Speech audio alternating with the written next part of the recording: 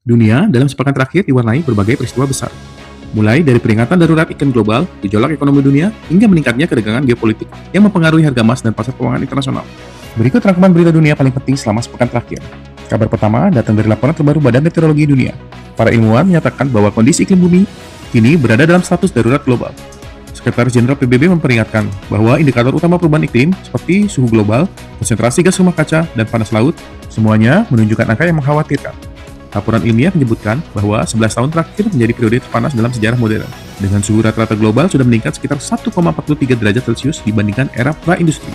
Para ilmuwan juga menemukan bahwa lebih dari 90% panas berlebih akibat pemanasan global kini tersimpan di lautan, yang berpotensi memicu badai, gelombang panas, dan cuaca ekstrim di berbagai wilayah dunia.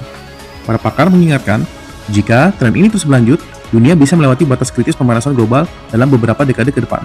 Lanjut ke geopolitik, situasi geopolitik global juga turut mempengaruhi pasar keuangan dunia. Dalam sepekan terakhir, harga emas dunia sempat mengalami penurunan tajam akibat meningkatnya ketegangan politik di kawasan Timur Tengah, serta kekhawatiran investor terhadap inflasi global. Harga emas bahkan sempat turun lebih dari 10% dalam satu pekan, sebelum akhirnya perlahan kembali stabil di pasar internasional. Pergerakan harga komoditas ini menunjukkan bahwa pasar global masih sangat sensitif terhadap konflik geopolitik dan ketidakpastian ekonomi.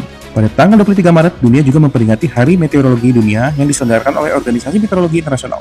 Tema tahun ini adalah Observing Today, Protecting Tomorrow, yang menekankan pentingnya penghematan iklim dan cuaca untuk melindungi kehidupan manusia di masa depan. Melalui jaringan satelit, radar cuaca, dan sistem pemantauan global, para ilmuwan berusaha memprediksi bencana alam lebih cepat agar negara-negara di dunia dapat melakukan mitigasi lebih efektif. Selain emas, pasar komoditas lain juga mengalami pergerakan menarik. Harga perak internasional dilaporkan mulai pulih setelah sebelumnya mengalami penurunan tajam pada minggu sebelumnya.